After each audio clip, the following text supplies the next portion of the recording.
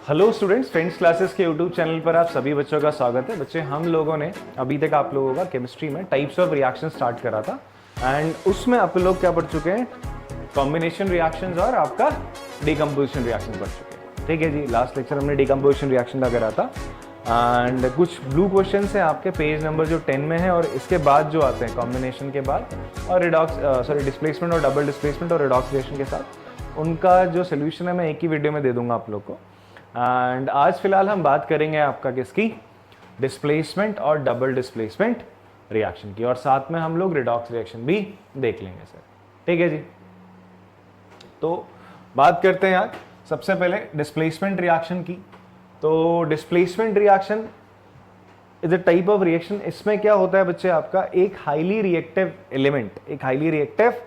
Element आपका अपने से लो रिएक्टिव एलिमेंट को उसके कंपाउंड में से क्या करता है? डिस्प्लेस कर देता है। अब क्या है low reactive element, high reactive element, जरा इसकी बात समझते हैं।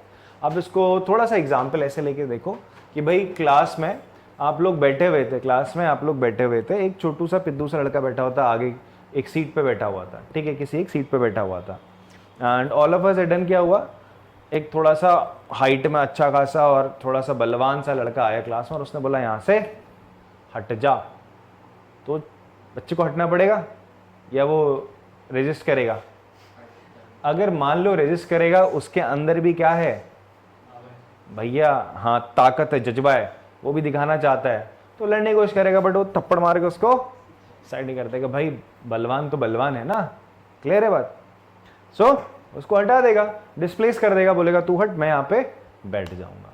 बात समझ में आती है? यहाँ तो चलो पावर दिखाई जा रही है। इसी तरीके से हमारे पास कुछ एलिमेंट्स होते हैं जिनकी जो रिएक्टिविटी होती है वो ज़्यादा जल्दी, मतलब बहुत आप बोल सकते हो रिएक्ट करने की उनकी जो टेंडेंसी होती है वो फास्ट होती है as compare to other element. कौन होते हैं? मैं छोटा सा एग्जाम्पल आपको देता हूँ।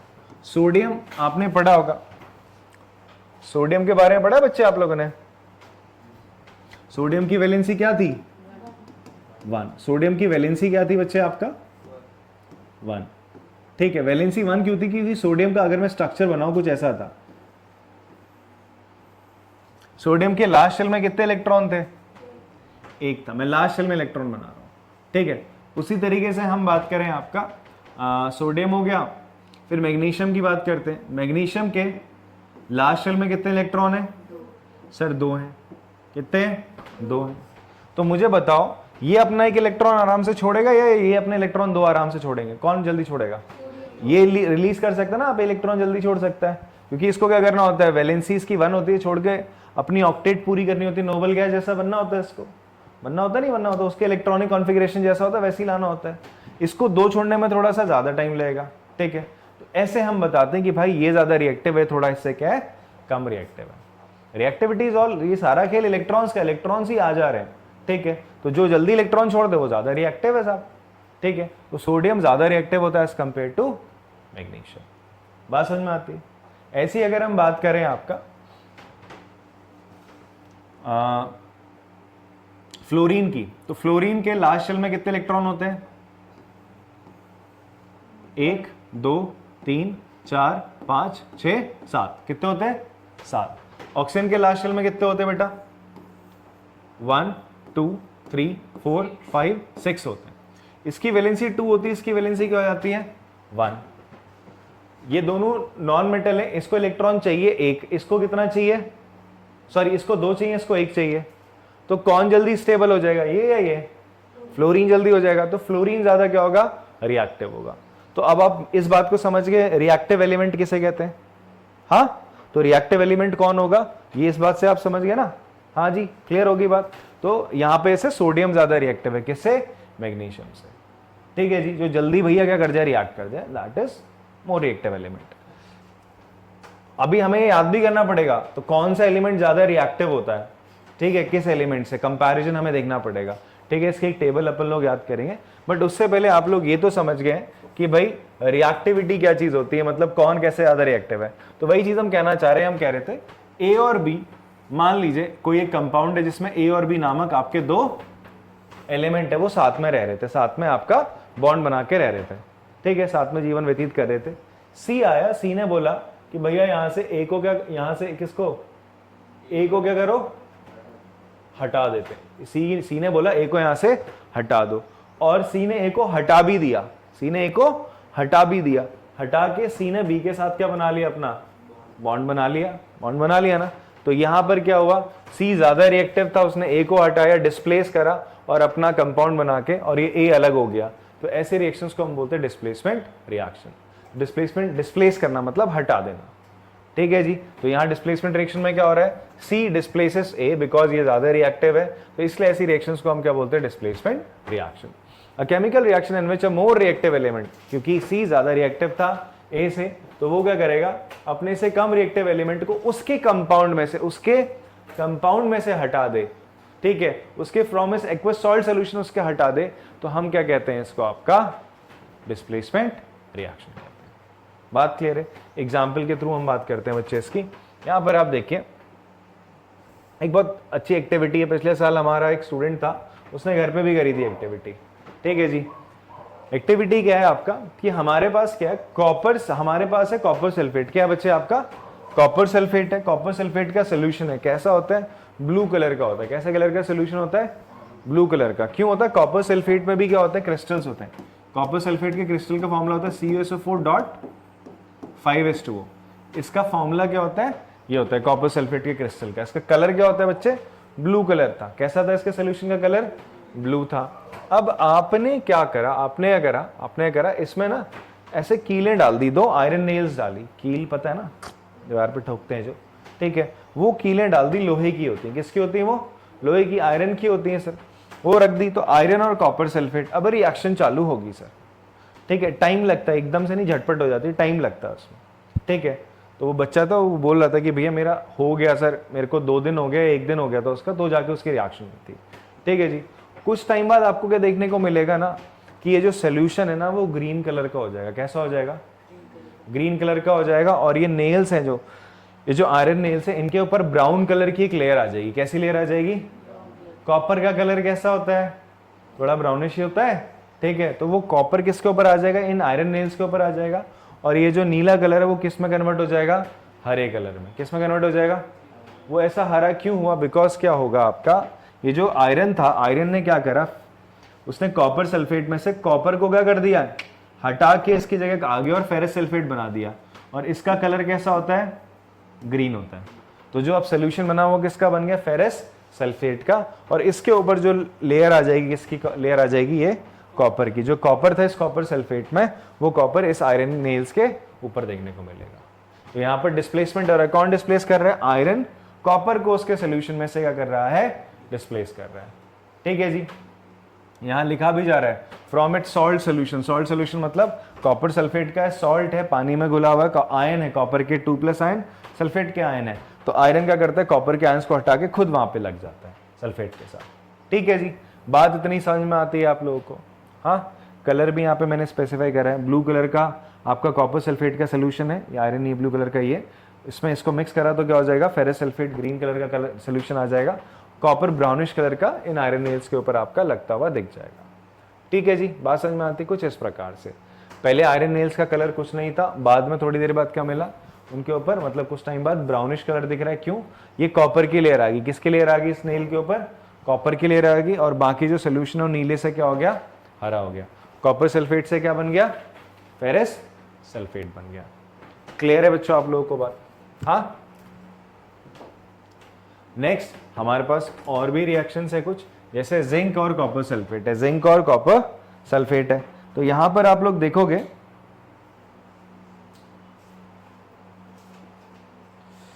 कि कौन आपका डिस्प्लेस कर रहा है। जिंक क्या कर रहा है, कॉपर सल्फेट को कॉपर को हटा के जिंक सल्फेट बना दे रहा है। कॉपर सल्फेट के सोल्यूशन में से कॉपर को हटा के जिंक सल्फेट बना रहा है। इसका मतलब जिंक ज्यादा रिएक्टिव है किससे, कॉपर से। ऐसी लेड है, कॉपर क्लोराइड का सोल्यूशन था, उसमें से कॉपर को हटा के लेड क्लोराइड बना रहा है, ठीक है जी। अब यहां पर एक चीज देखो, जैसे जिंक सल्फेट है, मैं इसकी रिएक्शन कॉपर से कराता हूं, तो बताओ सिद्धार्थ जी क्या बनेगा, हाँ CuSO4 बनेगा। क्यों बनेगा भाई, अभी मैंने आपको एग्जांपल दिया, वो दमदार सा बच्चा जो आया था वो बैठ गया अपनी सीट पे। फिर से एक छोटू सा बच्चा आया, उसने बोला ओए खड़ा है यहाँ से, यहाँ मैं बैठूंगा। वो उठेगा क्या वहां से, बताओ? उठ पाएगा वहां से? क्यों उठेगा भाई? अभी तो एक को हटा के बैठा है वो वहां पे। फिर से छोटा बच्चा है, बोला मैं यहाँ बैठना चाहता हूँ। मतलब छोटा इन तुम्हारे इस क्लास में एक बच्चे कुछ हाइट के इतने होते हैं, कुछ इतने हैं भाई साहब, तो इतने वाले उतने वाले से बोल रहा है भाई मेरी सीट है मैं बैठूंगा यहाँ पे, तो क्या हो जाएगा? लफड़ा।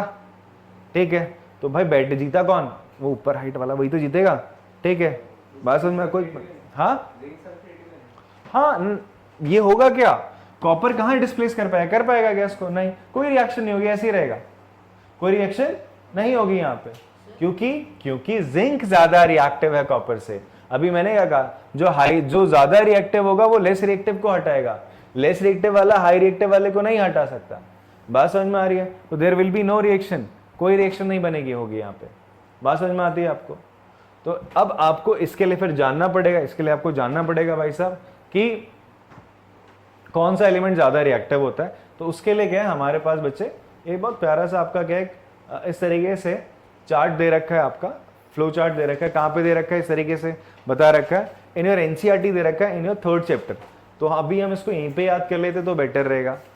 अब इसको सोडियम, सबसे ज्यादा जो रिएक्टिव आपका एलिमेंट है वो क्या है? पोटेशियम है, फिर सोडियम है, फिर calcium, magnesium, aluminium, zinc, iron, lead, hydrogen हो गया, कॉपर, मरकरी, सिल्वर और गोल्ड। यहाँ हमने मेजरली किसकी बात करी है? मेटल्स की बात करी है, बिकॉज यहाँ पे क्या कर रहे हैं, मेटल ही डिस्प्लेस कर रहा है दूसरे मेटल के सॉल्ट सोल्यूशन में से। तो हमने मेटल की बात करी, केवल हाइड्रोजन को हमने यहाँ पर इंक्लूड कर रखा है बस। ठीक है जी। अब इसको याद करने का एक नेमोनिक है, एक आपका तरीका है, या तो आप ये याद कर लो भाई साहब, ठीक है, समझे? या तो आप ये याद कर लो, please stop calling me a zebra, I like her calling me smart giraffe. ठीक है जी, 2 मिनट रुक जाओ। P फॉर पोटेशियम हो गया, S for sodium, C for calcium, M for magnesium, A for aluminium, Z for zinc, I for iron, L for lead, H for hydrogen, C for copper and M for mercury, S for silver, G for gold. ठीक है, ऐसे करके याद कर लेना आपको। ज्यादा reactive ऊपर वाले हैं, नीचे वाले उनसे कम रिएक्टिव है, रैंकिंग वाइज है। या फिर एक दूसरा लिख सकते हो, लिखना चाहते हो तो लिखो जरा, ये हिंदी में है तो इंग्लिश में, हिंदी वाला लिख सकते हो आप, लिखेंगे काशी नाथ का माली आलू जरा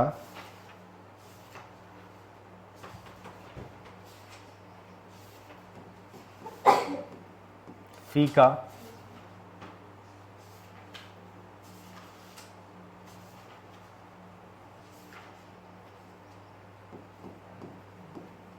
पकाता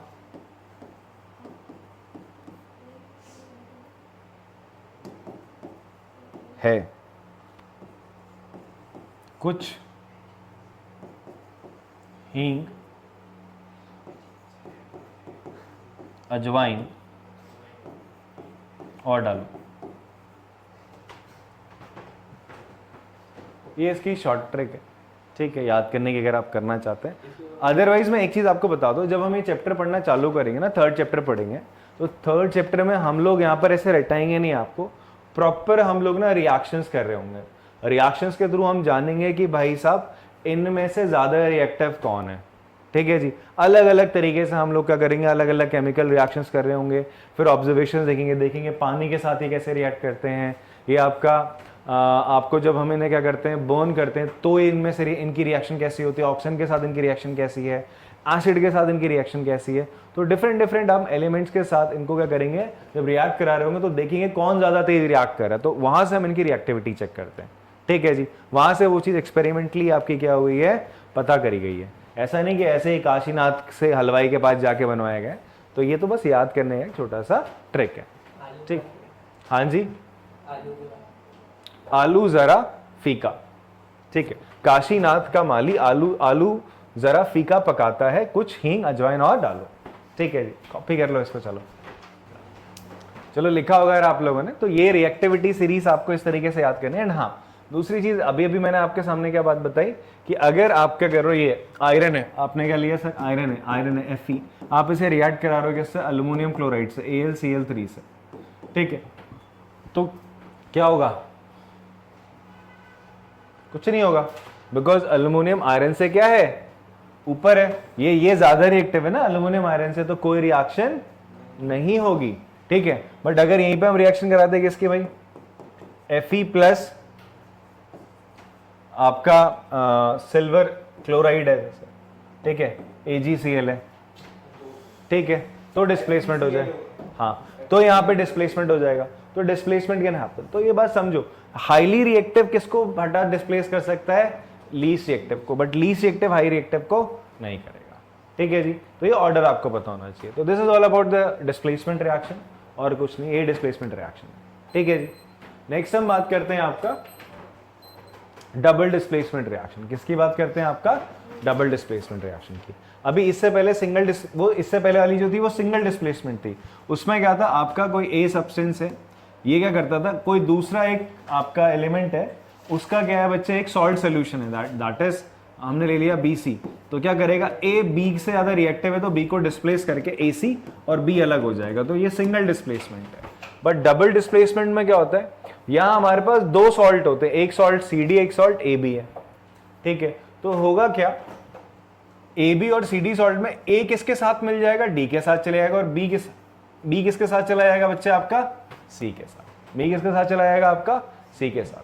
तो डबल डिस्प्लेसमेंट होगा, दो चीजें डिस्प्लेस हो रही हैं, A ने C को करा, C ने A को कर दिया, ये इसकी जगह ले रहा है, ये इसकी जगह, तो इसीलिए इसको हम बोलते हैं आपका double displacement reaction. A double displacement occurs when the positive and negative, मैं इसको एग्जांपल के थ्रू बताता हूं। यहां देखो Na2SO4 है, क्या बच्चे आपका Na2SO4 एक बीकर है, उसमें आपका क्या इस तरीके से Na2SO4 है। Na2SO4 पता है क्या होंगे, जब आपका एक्वस सोल्यूशन लेते हो तो सोडियम उसमें आपका आयंस की फॉर्म में आ जाएगा, सोडियम के आयन होंगे इसमें, और किसके आयन होंगे बच्चे, ऐसा SO4 सल्फेट 2- सल्फेट के आयंस होंगे ऐसा, ठीक है।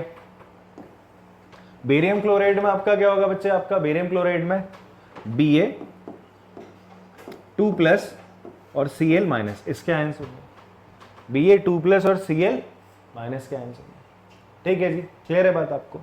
अब आपने दोनों को ऐड करा, दोनों को क्या कर दिया, ऐड करा, तो रिएक्शन में क्या होगा, ये जो बेरियम है वो किसके साथ आ जाएगा सर, सल्फेट के साथ।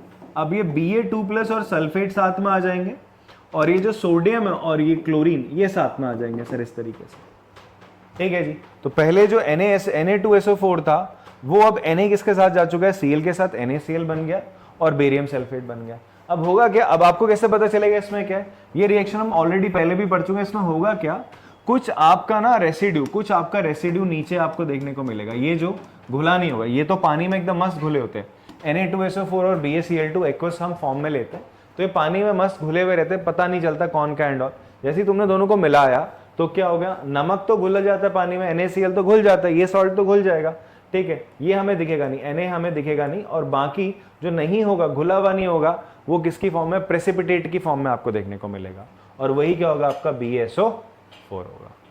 बात समझ में आती है, हाँ। तो this is double displacement reaction. साथ ही साथ ये एग्जाम्पल है किसका, प्रेसिपिटेशन रिएक्शन का एग्जाम्पल है, किसका रिएक्शन एग्जाम्पल है आपका, क्यों है प्रेसिपिटेशन का, बिकॉज यहां पर क्या हो रहा है, प्रोडक्ट के साथ जब दो आपके एलिमेंट्स क्या कर रहे हैं, रिएक्ट कर रहे हैं, तो जो प्रोडक्ट बन रहा है वो इनसॉल्युबल है। यहां पर ऐसा नहीं था कि कुछ इनसॉल्युबल था, दोनों घुले हुए थे। चीनी पानी, नमक पानी देखा है तुमने, उसमें कहीं चीनी अलग से दिखती और नमक अलग से दिखता है, नहीं ना, नहीं दिखता। बट यहाँ पर इन ऐसी सोल्यूशन आप समझो थे, दोनों को मिलाया तो यहाँ पर ये जो BaSO4 वो अलग से दिखने लग गया, घुला नहीं, अलग से दिख गया, तो उसे हम बोलते हैं precipitate, that insoluble substance. Clear है बात। तो इसीलिए इन रिएक्शंस को प्रेसिपिटेशन रिएक्शंस भी कह दिया जाता है सर आपका, ठीक है जी। तो प्रेसिपिटेशन रिएक्शंस क्या होती है बच्चे आपका, precipitation reaction in which the two or more reactant react together form an insoluble solid, जिसको हम क्या बोलते हैं, प्रेसिपिटेट बोलते हैं। डबल डिस्प्लेसमेंट रिएक्शन क्या होती है, जिसमें पॉजिटिव एंड नेगेटिव आयंस दो आयनिक कंपाउंड्स के अपनी पोजीशन को स्विच कर लेते हैं और एक नया कंपाउंड बनाते हैं। देखो ना, इसका Na+ था, इसका Na+ आयन और इसका Ba2+ आयन, जो Na+ पहले SO4 2- के साथ था, अब वो Cl- के साथ चला गया और ये बेरियम इधर आ गया, तो दोनों ने एक दूसरे को स्विच करा, ठीक है। और अगर डबल डिस्प्लेसमेंट में प्रेसिपिटेट फॉर्म हो जाए तो ऐसी डबल डिस्प्लेसमेंट रिएक्शन को हम क्या बोलते हैं, प्रेसिपिटेशन रिएक्शन बोलते हैं। क्लियर है बात, आपको समझ में आ रही है। प्रेसिपिटेशन क्या होता है, इनसॉल्युबल सब्सटेंस होता है, फाइन। कॉपी करना आता है कॉपी करेंगे इसको। नेक्स्ट बात करते हैं, एक और स्पेशल केस होता है डबल डिस्प्लेसमेंट रिएक्शन का, वो ये होता है न्यूट्रलाइजेशन रिएक्शन। ठीक है जी, न्यूट्रलाइजेशन रिएक्शन क्या होती है, जब आपका कोई भी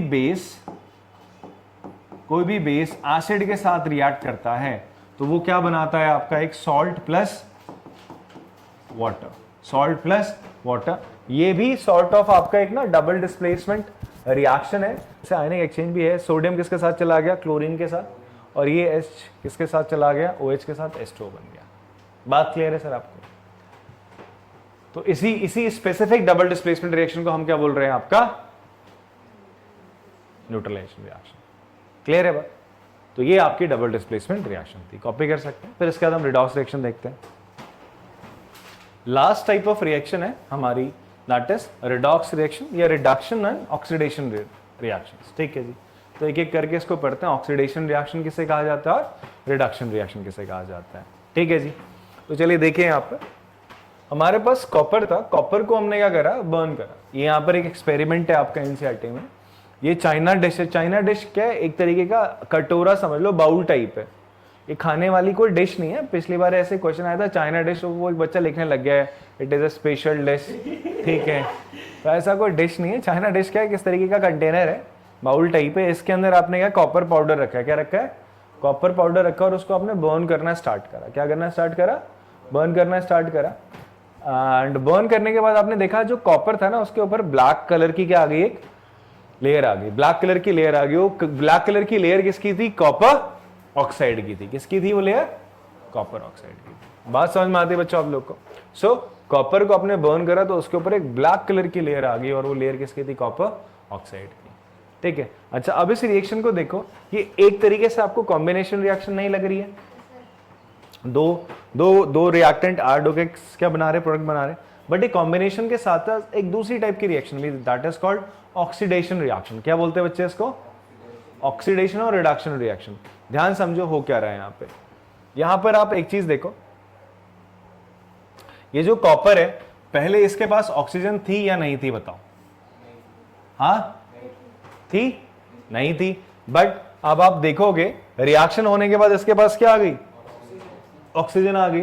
तो ऐसी रिएक्शन को हम बोलते हैं ऑक्सीडेशन रिएक्शन। क्या बोलते हैं, और हम बोलेंगे कॉपर का ऑक्सीडेशन हो गया। क्या हो गया, कॉपर का ऑक्सीडेशन हो गया, क्योंकि कॉपर को क्या मिल गया, ऑक्सीजन मिल गया। अगर किसी रिएक्शन में किसी एक एलिमेंट को रिएक्शन के बाद ऑक्सीजन साथ में मिल जाए तो हम बोलते हैं उसका क्या हुआ है, ऑक्सीडेशन हुआ है। बात समझ में आती है? और जिसने उसको ऑक्सीजन दिया है हम उसे बोलते हैं वो ऑक्सीडाइजिंग एजेंट है। क्या है बच्चे, वो ऑक्सीडाइजिंग। भैया इसको ऑक्सीजन किसने दिया, इसने दिया, और O2 नहीं तो दिया, खुद ही तो जाके चिपका उसके साथ, तो ये क्या ऑक्सीडाइजिंग एजेंट है। बात समझ में आती है? और जो छीन रहा होता है ऑक्सीजन, किससे ले रहा होता है, वो क्या होता है, रिड्यूसिंग एजेंट होता है। क्या होता है वो, रिड्यूसिंग एजेंट। किसने ऑक्सीजन ली, कॉपर ने ली, तो कॉपर क्या हो जाएगा, रिड्यूसिंग एजेंट हो जाएगा। ठीक है जी, चलो थोड़ा कंफ्यूज नहीं करते हैं आपको, पहले इसी में बात निपटाते हैं। ऑक्सीडेशन क्या होता है, किसी रिएक्शन में ऑक्सीजन का ऐड होना, दैट इज कॉल्ड ऑक्सीडेशन, और ऑक्सीजन का चले जाना, दैट इज कॉल्ड रिडक्शन। उसे क्या बोलते हैं, रिडक्शन। फिलहाल यहां पर आप देखो, जब कॉपर रेडिश ब्राउन कलर का है उसको हीट करते हैं तो क्या बनता है आपका, कॉपर ऑक्साइड बन जाता है। तो if a substance gains oxygen during a reaction it is said to be oxidised. अगर रिएक्शन के दौरान किसी सब्सटेंस ने ऑक्सीजन को गेन करा, अपने पास लेके आया है, तो हम बोलेंगे वो ऑक्सीडाइज्ड हुआ है। क्या हुआ है, उसका ऑक्सीडेशन हुआ है, वो ऑक्सीडाइज्ड हुआ है। ठीक है जी, तो ऑक्सीडेशन रिएक्शन क्या होती है, एडिशन ऑफ ऑक्सीजन या फिर रिमूवल ऑफ हाइड्रोजन, या फिर removal of hydrogen from a compound is known as oxidation. उसे हम क्या कहते हैं, ऑक्सीडेशन कहते हैं। और साथ ही साथ एक और इसकी डेफिनेशन है, that is loss of electron. ये है नहीं आपकी स्टैंडर्ड क्लास में दी, बट हाँ काम की है समझने के लिए कि ऑक्सीडेशन और रिडक्शन हो रहा है, आप इससे समझ सकते हो। देखो यहां पर क्या था, कॉपर है, कॉपर पे 2 प्लस के आए और ऑक्सीजन पे 2 माइनस। ऑक्सीजन पे कितने का होता है, 2 माइनस हो गया, O2 के लिखा है पहले, सो O2 हटाओ यहां से। कॉपर पे +2 और ऑक्सीजन पे 2 माइनस। तो कॉपर ने क्या करा होगा, अपने इलेक्ट्रॉन इसको दे दिए होंगे, मेटल हमेशा इलेक्ट्रॉन दे देता है, तो इसके इलेक्ट्रॉन गए ना, इसके इलेक्ट्रॉन इसके हाथ से चले गए, लूज करे, तो इसने इलेक्ट्रॉन अगर दिए हैं, अपने दिए हैं, तो इसका क्या हुआ है, ऑक्सीडेशन हुआ है। यही तो बोल रहे हैं, loss of electron is called oxidation. बात समझ में आती है आपको? हाँ, loss of electron is called oxidation. साथ ही साथ जिसके एडिशन ऑफ ऑक्सीजन भी ऑक्सीडेशन हो रहा है, कॉपर के साथ ऑक्सीजन लग गई तो इसका ऑक्सीडेशन हो गया, ऐसे भी कह सकते हो। एक और डेफिनेशन है रिमूवल ऑफ हाइड्रोजन, जो कि यहां देखने को नहीं मिल रहा। तो इनमें से कोई एक कंडीशन हो रही है तो आप बोलोगे क्या हो रहा है, ऑक्सीडेशन हो रहा है। क्या हो रहा है बोलोगे आप, ऑक्सीडेशन हो रहा है। बात समझ में आती है सर आप लोग को? हाँ, अच्छा, यहां पर एक और होता है ना, दैट इज कॉल्ड रिडक्शन। हाँ, यहां पर देख लो, ये सोडियम आपका मोनोहाइड्राइड है, सोडियम हाइड्राइड है। अब सोडियम हाइड्राइड को क्या करा तुमने इसके रिएक्शन, इसको हीट करा तो क्या होगा आपका, सोडियम में कन्वर्ट हो रहा है और हाइड्रोजन में। इस बेचारे की हाइड्रोजन चली गई ना, इसका पहले हाइड्रोजन थी, चली गई ना। तो अभी हमने क्या बोला था, अगर किसी की हाइड्रोजन चली जाती है तो भी क्या होता है, उसका ऑक्सीडेशन होता है, तो भी उसका क्या होता है। तो यहां पर सोडियम हाइड्राइड का क्या हुआ है, ऑक्सीडेशन हुआ है। क्या हुआ बच्चे, इसका ऑक्सीडेशन हुआ है। ठीक है, ऑक्सीडेशन की दो रिएक्शन पड़ी, ऑक्सीजन का ऐड होना या फिर हाइड्रोजन का चले जाना। यहीं पे आप रिडक्शन भी पढ़ लो। एक और चीज होती है दैट इज कॉल्ड रिडक्शन, आगे दिखाऊंगा उसकी डेफिनेशन। रिडक्शन क्या होता है, रिडक्शन होता है रिमूवल ऑफ ऑक्सीजन। क्या होता है, यहां एडिशन ऑफ ऑक्सीजन था, ये क्या होता है, रिडक्शन क्या होता है, रिमूवल ऑफ ऑक्सीजन या फिर एडिशन ऑफ हाइड्रोजन, इसका उल्टा, जस्ट ऑक्सीजन का जाना और हाइड्रोजन का आना। ठीक है, और साथ साथ यहां क्या था, लॉस ऑफ इलेक्ट्रॉन था, यहां रिडक्शन में क्या होता है, गेन ऑफ इलेक्ट्रॉन। जिसने इलेक्ट्रॉन गेन करा है उसका हम बोलेंगे रिडक्शन हुआ, वो रिड्यूस हुआ है। जैसे यहां देखो, ऑक्सीजन ने इलेक्ट्रॉन क्या है, लिए हैं, इसने इलेक्ट्रॉन दिए तो इसने क्या करे, लिए ना, तो इसने इलेक्ट्रॉन दिए तो इसका ऑक्सीडेशन हो रहा है, इसने इलेक्ट्रॉन ले लिए तो इसका क्या हो रहा है बच्चे, रिडक्शन हो रहा है। बात समझ में आ रही है? तो एक्चुअल में ऑक्सीडेशन और रिडक्शन दोनों साथ साथ चलती हैं, इसीलिए ऐसी रिएक्शन को हम क्या बोलते हैं, रिडॉक्स रिएक्शन। क्या बोलते हैं बच्चे आपका, रिडॉक्स रिएक्शन। क्लियर है बात आपको, समझ में आ रही है? हाँ, ठीक है, अगली बात करते हैं। अब यही जो कॉपर ऑक्साइड हमारे पास है ना, हम अच्छा एक और एग्जांपल दे रहे हैं। सोडियम था, सोडियम से इलेक्ट्रॉन चला गया, सोडियम आयन में बना, एक इलेक्ट्रॉन छूट गया, निकल गया, तो सोडियम का क्या हुआ, यहाँ पे ऑक्सीडेशन हो गया। क्या हो गया बच्चे, यहाँ पे इलेक्ट्रॉन का जाना ही तो हम बोल रहे हैं ऑक्सीडेशन है। तो ये ऑक्सीडेशन का आपका प्यारा सा एग्जाम्पल है। रिडक्शन की बात करते हैं। अब देखो यहाँ पर दो चीजें, कॉपर ऑक्साइड था, आपने H2 की प्रेजेंस में इसको हीट करा, हाइड्रोजन गैस की प्रेजेंस में आपने इसको हीट करा, तो क्या होगा, ब्लैक कलर का कॉपर ऑक्साइड वापर कॉपर में कन्वर्ट हो जाएगा और आपका H2O पानी बन जाएगा। सर, ये ब्लैक कलर की से लेयर हट गई, कॉपर बन गया। कॉपर क्या ब्राउनिश कलर का ही तो होता है आपका। ठीक है, अब यहां हो क्या रहा है, देखो, इसकी ऑक्सीजन चली गई, इसकी ऑक्सीजन चली गई, तो जिसकी ऑक्सीजन जाती है तो उसको हम बोलते हैं, उसका क्या हुआ, रिडक्शन। क्या हुआ उसका, रिडक्शन।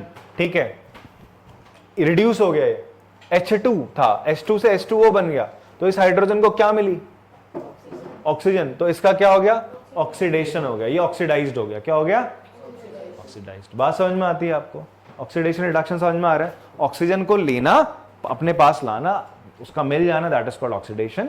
ऑक्सीजन का चले जाना, दैट इज कॉल्ड रिडक्शन। ठीक है जी। सो इस रिएक्शन में साफ साफ आपको दिख रहा है ऑक्सीडेशन किसका हो रहा है, रिडक्शन किसका हो रहा है। और जब भी हम बोलते हैं ऑक्सीडेशन किसका हो रहा है, रिडक्शन किसका हो रहा है, तो आंसर हमेशा यहां से आता है, यहां से नहीं आता।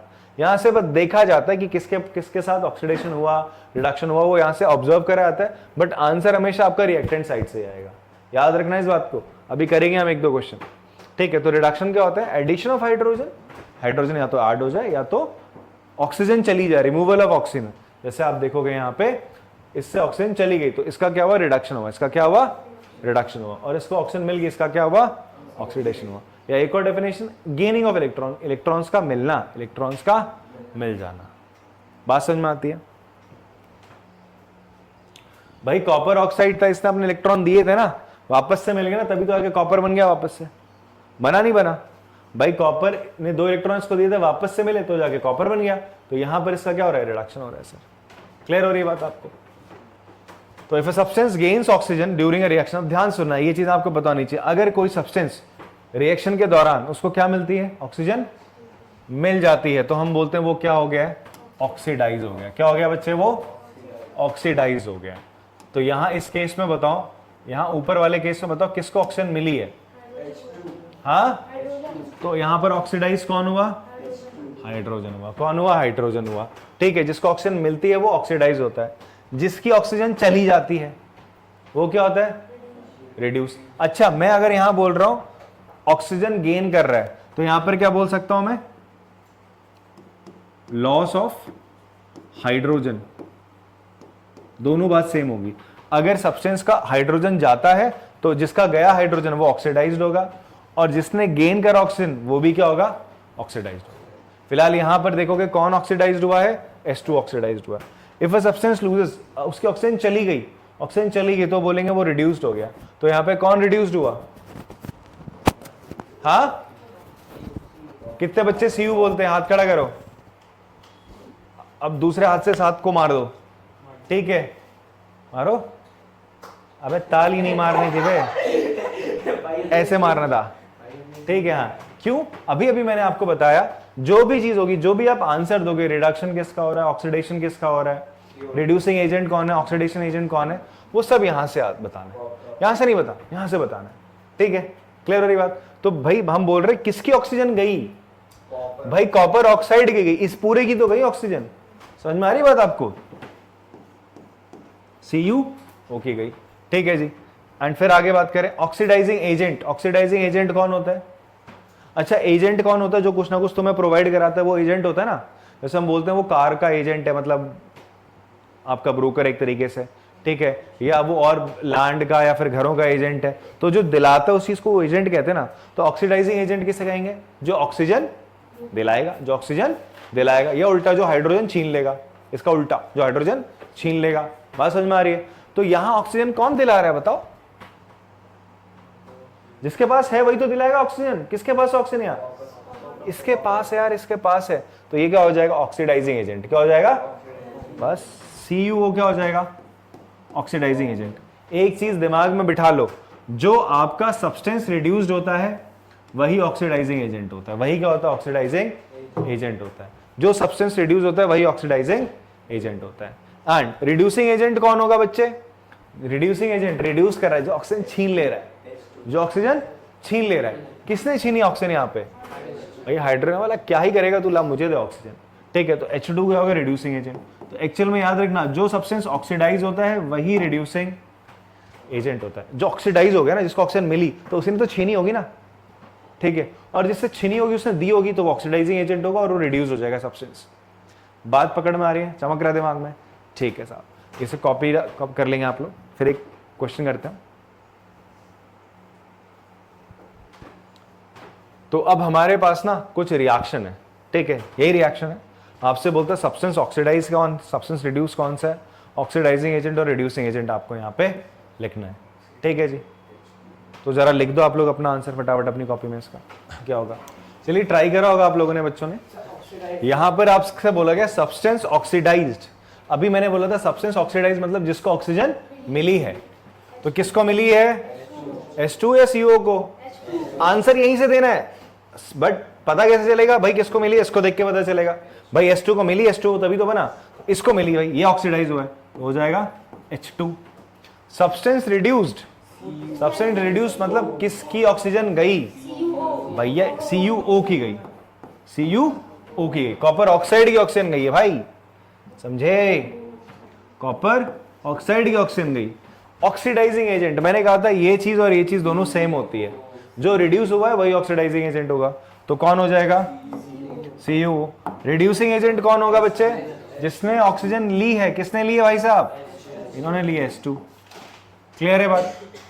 हाँ, चलो आगे बढ़ते हैं। फिर हमारे पास फिर से दो रिएक्शंस हैं, एक बार आप ट्राई करो, बताओगे आप लोग सब्सटेंस ऑक्सीडाइज क्या, सब्सटेंस रिड्यूस क्या है। चलो बच्चों ट्राई करा होगा ना, होगा आप लोगों ने इसको। तो ट्राई करने के बाद आपका आंसर क्या, एक बार प्लीज मैच करेगा मेरे साथ। यहां पर बोलते हैं ZnO plus carbon gives you Zn plus Cu। ठीक है, तो पहली वाली जो रिएक्शन है उसमें पूछा सब्सटेंस ऑक्सीडाइज। तो ऑक्सीजन जिसको मिली वो सब्सटेंस ऑक्सीडाइज्ड होता है। तो C को ऑक्सीजन मिली है ना, तो C क्या हुआ है? इसका ऑक्सीडेशन हुआ है। C का ऑक्सीडेशन हुआ है तो C सब्सटेंस ऑक्सीडाइज्ड हो जाएगा। सब्सटेंस रिड्यूस जिसकी ऑक्सीजन गई, किसकी गई? ZnO की गई भाई। इसका क्या हुआ? रिडक्शन हुआ। ये कैसी रिएक्शंस है? रिडॉक्स रिएक्शन है, रिडक्शन भी हो रहा है, ऑक्सीडेशन भी हो रहा है। तो these type of reactions are called redox reaction. इन्हें हम क्या बोलते हैं? रिडॉक्स रिएक्शन बोलते हैं, जिनमें दोनों चीजें साइमल्टेनियसली चलती है, रिडक्शन भी चलता है, ऑक्सीडेशन। ऑक्सीडेशन क्या होता है? एडिशन ऑफ ऑक्सीजन या फिर रिमूवल ऑफ हाइड्रोजन। और रिडक्शन क्या होता है? रिमूवल ऑफ ऑक्सीजन या फिर एडिशन ऑफ हाइड्रोजन। या फिर एक और हमने पढ़ी थी, रिडक्शन क्या होता है आपका? एडिशन ऑफ इलेक्ट्रॉन, और आपका ऑक्सीडेशन क्या होता है? Removal of electrons. ठीक है जी, चलो यहां आते। सब्सटेंस रिड्यूस किससे गई भाई? ऑक्सीजन ZNO से चली गई, ZNO से। ऑक्सीडाइजिंग एजेंट जिसने ऑक्सीजन दी होगी, किसने दी ऑक्सीजन? भाई ZNO ने दी, तो ये ऑक्सीडाइजिंग एजेंट हो गया। ठीक है, रिड्यूसिंग एजेंट किसने ऑक्सीजन छीन ली भैया?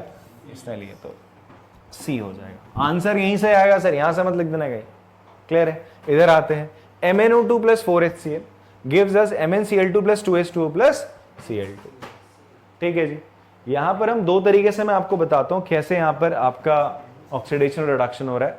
तो यहां एक चीज देखो आप, ये HCl था, ये HCl था। इस क्लोरीन के पास, अभी आप देखोगे इस क्लोरीन के पास आप देखेंगे पहले हाइड्रोजन थी क्या?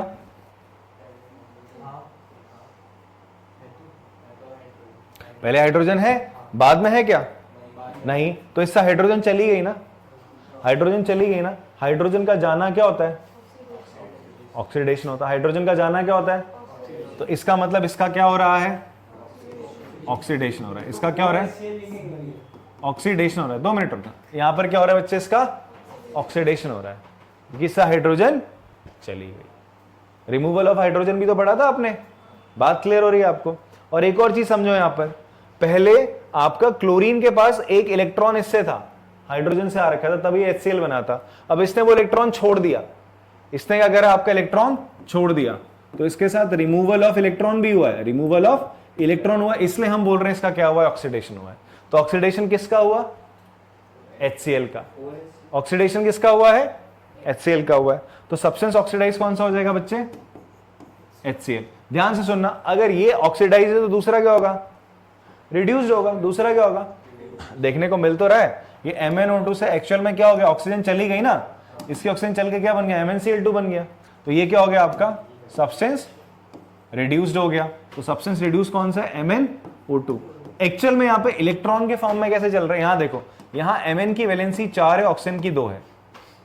ठीक है जी, Mn की वैलेंसी 4 है, ऑक्सीजन की क्या है? 2 है। पहले क्या था? इसके चारों इलेक्ट्रॉन इसने इसको दे दिए, ऑक्सीजन को दे देते, आप ये मान के चलिए। ठीक है जी, बट अभी मान के चलो, ठीक है इसको। अभी आगे जाके क्या हुआ? यहां पर इसकी वैलेंसी 2 हो गई सर। कितनी हो गई इसकी वैलेंसी? 2 हो गई सर। मतलब इसके पास 2 इलेक्ट्रॉन, 4 से कितने हैं? 2 अब इसके पास है। पहले चारों देते, अब 2 इसके पास इसने अपने रखे हुए, तो इसके पास इसने इलेक्ट्रॉन गेन करे। इसने इलेक्ट्रॉन क्या करे बच्चे? आपका गेन करे। बात समझ में आती है आपको?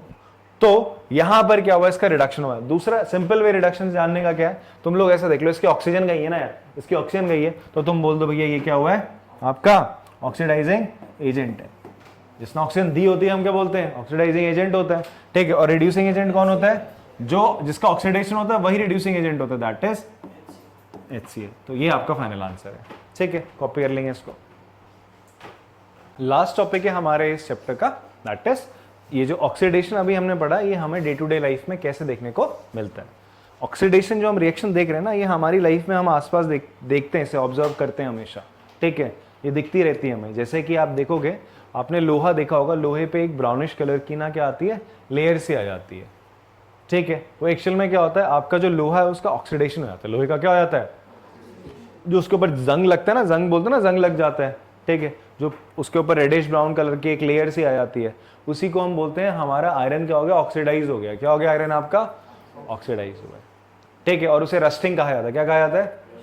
ऐसे ही और भी बहुत सारे सब्सटेंस होते हैं, जैसे तुम्हारा कॉपर की बॉटल होती है, उस पर देखते हो आप, एक कोटिंग सी आ जाती है ना, हल्की सी ग्रीनिश कलर की कोटिंग आ जाती है जो कॉपर के बर्तन होते हैं उनके ऊपर। तो वो भी क्या है? कॉपर का क्या हो गया? ऑक्सीडेशन हो गया। कॉपर का क्या हो गया? ऑक्सीडेशन। ऐसे ही जो सिल्वर के, आपके जो चांदी के आभूषण होते हैं या फिर आपका कॉइन्स होते हैं, वो भी थोड़े थोड़े ब्लैकिश से हो जाते हैं, उसका भी क्या हो जाता है? ऑक्सीडेशन हो जाता है।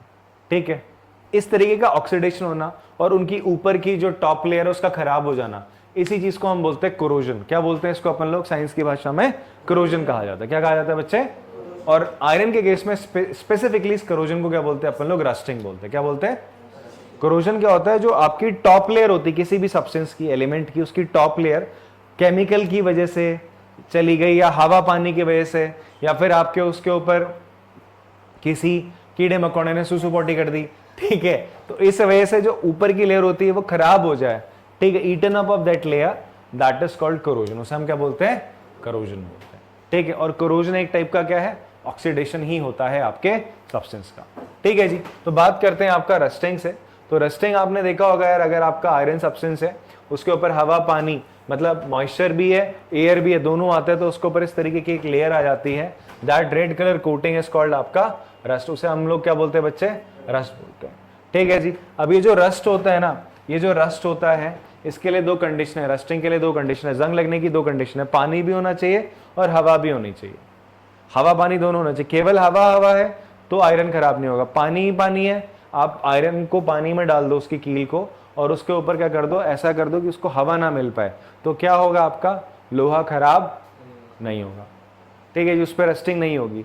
उसको दोनों चीजें चाहिए होती हैं, तो कंडीशन एसेंशियल होती है रस्टिंग के लिए, एयर भी होना चाहिए और आपका मॉइस्चर भी होना चाहिए। कुछ इस टाइप की रिएक्शन होती है, आयरन और ऑक्सीजन और वाटर, ये तीनों रिएक्ट करते हैं और क्या बनता है आपका फेरिक ऑक्साइड, हाइड्रेटेड फॉर्म में आयरन ऑक्साइड बनता है। यहाँ पर कुछ आपके मॉलिक्यूल्स होते हैं पानी के, तो यही आपका रस्ट होता है, जो ऊपर लेयर बनती है उसका फॉर्मूला ये होता है। तो ये क्या हुआ, आयरन क्या हो गया, आयरन के पास ऑक्सीजन आ गई ना, तो आयरन ऑक्सीडाइज हो गया, आयरन क्या हुआ यहाँ पे बच्चे, ऑक्सीडाइज हो गया।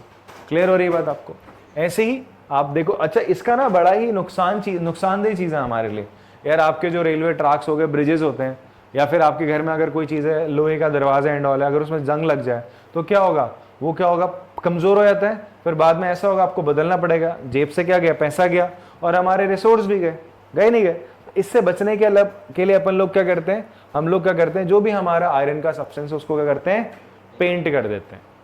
तुम्हारी साइकिल देखी होगी तुमने, साइकिल में जहां पर जो चेन होती है, जो साइकिल की चेन होती है, एक आपका स्पोक्स होते हैं, व्हील्स होते हैं, उसके ऊपर वो होती है ना, चलती रहती है, तो उसको क्या पेंट करते हैं क्या अपन लोग, नहीं पेंट नहीं कर सकते, तो अपन लोग क्या करते हैं, अगर पेंट नहीं कर सकते तो उसके ऊपर हम ग्रीसिंग करते हैं, ऑयलिंग करते हैं, ताकि उस पर जंग ना लगे और फ्रिक्शन भी कम से कम हो, ठीक है। तो ये चीज़ है, तो इसीलिए हम लोग क्या करते हैं, या गैल्वेनाइजेशन हो गया, कुछ टेक्निक्स होती है, एक लेयर चढ़ा देना उसके ऊपर, ठीक है जी, या फिर अलॉयज बनाना आपका, ये कुछ टेक्निक्स है जिसके थ्रू हम लोग क्या कर सकते हैं, रस्टिंग को बचाते हैं, रस्टिंग से अपने सब्सटेंस को बचाते हैं।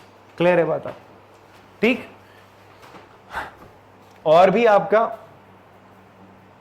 ग्रीसिंग, पेंटिंग, इन सब के थ्रू हम क्या करते हैं, रस्टिंग से बचाते हैं। तो जब भी कोई metal attack, when a metal is attacked by substance around it, such as moisture हो गया या फिर आपका एसिड हो गया, इन सब चीजों से क्या होता है, वो उस पर कोई अटैक होता है उसकी टॉप लेयर को, और उसकी टॉप लेयर हटती जाती, खत्म होती जाती है, उसी प्रोसेस को हम लोग क्या बोलते हैं बच्चे, आपका कोरोजन बोलते हैं। जैसे कि आपका अगर जो कॉपर है हवा में रहे तो उसका कलर कैसा हो जाता है, ग्रीनिश कलर का हो जाता है, एक्चुअल में उसके ऊपर किसकी लेयर आ जाती है, कार्बोनेट की लेयर आती है, और वो क्या बन जाता है, कॉपर कार्बोनेट बन जाता है। क्या बन जाता है, कॉपर कार्बोनेट बन जाता है। हटाते कैसे, थोड़ा सा नींबू से, या फिर हमारे पास दूसरी जो चीजें होती है, क्लीनिंग करके इसको हटा लिया जाता है सर आपका, ठीक है जी।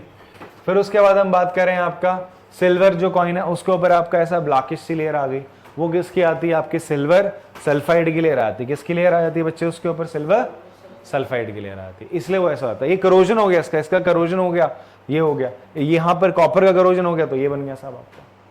क्लियर है भाई। तो ये तो था हमने एलिमेंट्स को लेकर बात करी। ऐसे ही जो हमारा खाना होता है, खाना भी ऑक्सीडाइज होता है। जो हमारा खाना होता है, अगर खाने में ना ऑयल्स हैं, फैट्स हैं, ऑयल्स और क्या है बच्चे आपके, फैट्स हैं, तो वो भी क्या होते हैं बच्चे आपका, ऑक्सीडाइज होते हैं। ऑयल और फैट्स क्या होते हैं आपके, ऑक्सीडाइज होते हैं, और ऑक्सीडाइज होने की वजह से वो खाना अगर ऑक्सीडाइज हो जाता है तो उससे ना फाउल स्मेल आती है। क्या आती है बच्चे आपका, थोड़ी सी बदबू वगैरह आती है, ठीक है जी। समझ में आ रही बात आपको, एक सेकेंड इसको रीड आउट करो। तो होता क्या है आपका, आपने पढ़ा होगा यहाँ पे कि आपका ऐसा खाना जिसमें आपके फैट्स या ऑयल्स होते हैं, फूड प्रोडक्ट आपका होता है, उसमें क्या होता है, रिएक्शन हो जाती है ऑक्सीजन के साथ इन्हीं ऑयल या फैट्स की, ठीक है। आपका लाइट या मॉइस्चर होगा वहां पर, तो आपका जो खाना होता है वो बेकार हो जाता है, कंटामिनेट हो जाता है, और उससे थोड़ी सी दुर्गंध आने लगती है, टेस्ट भी बेकार हो जाता है। तो इसी को अपन लोग बोलते हैं आपका क्या, रेंसिडिटी। क्या बोलते हैं, एक्चुअल में ऑक्सीडेशन ऑफ ऑयली या ऐसा फूड जिसमें आपका ऑयल है, ठीक है, तो ऐसा इसी चीज को हम क्या बोलते हैं, आपका रेंसिडिटी बोल देते हैं। ठीक है, रेंसिडिटी क्या होता है आपका? Oxidation of food that have fats and oil present in it. ठीक है, उसका ऑक्सीडेशन हो जाए, जिस वजह से क्या होता है वो खाना आपको कंटामिनेट होता है, उससे थोड़ी फाउल स्मेल आती है और उसका टेस्ट बहुत बेकार हो जाता है, तो इसी को हम बोलते हैं आपका रेंसिडिटी। ठीक है जी। सड़ना इज समथिंग डिफरेंट। ठीक है, सड़ना अलग हो गया, बट यहाँ ऑक्सीडेशन हो रहा है आपका। ठीक है जी, तो ये केमिकल रिएक्शन हो रही है, वो भी एक रिएक्शन है, बट यहाँ पर हम बोल रहे हैं आपका किन का? जिनमें फैट्स और ऑयल्स हैं। ठीक है जी, तो वो ऑक्सीडेशन से फिर कैसे बचा जाए? ठीक है, ऑक्सीडेशन से बचने के तरीके क्या होंगे भाई? हमारा खाना खराब ना हो, तो ऑक्सीडेशन से बचने के तरीके क्या हो सकते हैं?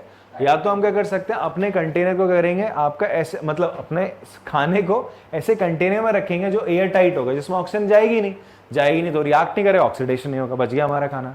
जैसे अचार वगैरह ये सब होता है, तो हम क्या बोलते हैं, या खाने की जो चीज़ें ऑक्सीडाइज हो सकती हैं, खराब हो सकती हैं, उनको हम एयर टाइट कंटेनर में रखते हैं ताकि वो खराब ना हो। दूसरा, हम उसमें प्रिजर्वेटिव भी मिला सकते हैं। तीसरा, हम क्या करते हैं, ऐसा आप लोग वो देख सकते हो, जो चिप्स के पैकेट देखे आप लोगों ने, तो देखे तुमने एकदम से क्या होता है, फूले फूसे होते हैं, तो उनके अंदर ना नाइट्रोजन गैस होती है। कौन सी गैस होती है?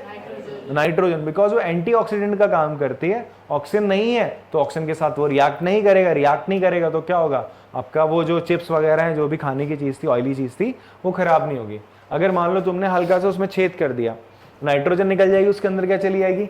ऑक्सीजन चली जाएगी, तो वो खाना रिएक्ट करेगा ऑक्सीजन के साथ, वो खराब हो जाएगा। इसलिए बोलते हैं जब तुम इसको उठाते हो, पैकेट लेते हो, तो पैकेट पिचके नहीं होने चाहिए, वो थोड़े से हवा भरे फ्लफी होने चाहिए। बात समझ में आती है? और क्या कर सकते हो आप? फ्रिज में रख सकते हो अपने खाने को, वहां पर भी ऑक्सीडेशन का रेट क्या हो जाता है बच्चे आपका? कम हो सकता है। ठीक है, और नाइट्रोजन गैस फ्लश कर सकते हैं, मैंने बता दिया। तो ये डिफरेंट वे, डायरेक्ट सनलाइट से अपने खाने को दूर रख लो, तो इन तरीकों से आप खाने को खराब होने से, रैंसिडिटी से बचा सकते हैं, उसका ऑक्सीडेशन होने से क्या कर सकते हैं? बचा सकते हैं। फ्रिज में रखने से, सनलाइट से दूर रखने से उसको थोड़ा डिले कर सकते हैं। क्लियर हो रही बात आपको? तो this is all about this chapter. अब एक आध जो लेक्चर है उसमें हम लोग क्या करेंगे, आपके 2 और लेक्चर्स में अपडेट करते हैं, अपलोड करते हैं, जहाँ पर हम ब्लू क्वेश्चंस करेंगे आपके, और एक में हम एक्सरसाइज के सारे क्वेश्चन करेंगे। ठीक है जी, तब तक के लिए आपने चैप्टर पढ़ लिया है, आप इसके क्वेश्चंस को घर जाके प्रैक्टिस करो, इसके नोट्स बनाइए प्लीज़। खुद से सेल्फ के नोट्स सबसे बेटर होते हैं, इंस्टेड कोई और आपको प्रोवाइड कराए फिर तुम छापना चालू करो, वो थोड़ा सही नहीं। अगर आप चाहते हो कि यार मेरे मार्क्स अच्छे हैं, मेरी रीडिंग स्किल्स अच्छी हो, तो खुद पढ़ो, खुद उनको लिखना स्टार्ट करो। हाँ, मैं नोट्स प्रोवाइड करा दूंगा, मैं दिखा दूंगा कि ऐसे नोट्स बनाए जाते हैं। ऐसा नहीं कि आप वहीं से छपाई कर रहे हो, आपका जो फॉर्मेट होना चाहिए वही नोट्स का होना चाहिए, बट खुद से पढ़ के बनाइए नोट्स। ठीक है, तो मिलते हैं आपसे अगली क्लास में, तब तक के लिए टाटा, बाय बाय।